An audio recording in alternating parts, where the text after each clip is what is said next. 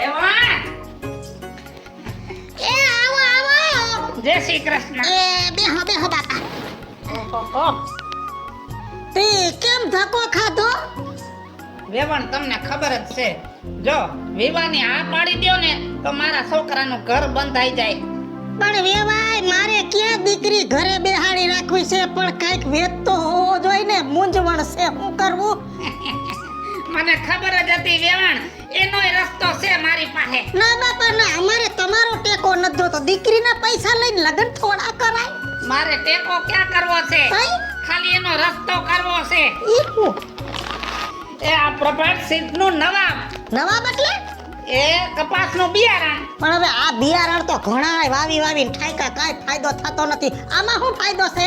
એ પેલા તો આમાં છે ને ઈયરું હાવ ઓછી આવે, પછી અને પહેલેથી છેલ્લે સુધી છોડવો તો લીલો સમ રે. પછી અને વજનમાં અને ઉત્પાદનમાં કાંઈ ઘટે જ નહીં, મબલક પાક આવે. તે વિરાટમાં કેવું?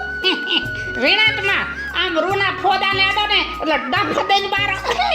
એ તો વેવાય હવે મારે લેવું છે જો આ પ્રભાત સીડ્સનું નવાબ નામનું કપાનું બિયારણ વાવી દો, બિયારણ, અને પછી વગડાવો ઢોલ. હવે વેવણ તમારું કહેવાનું શું થાય છે? આજે નહીં તો કાલે આ નવાબ વગર નહીં ચાલે.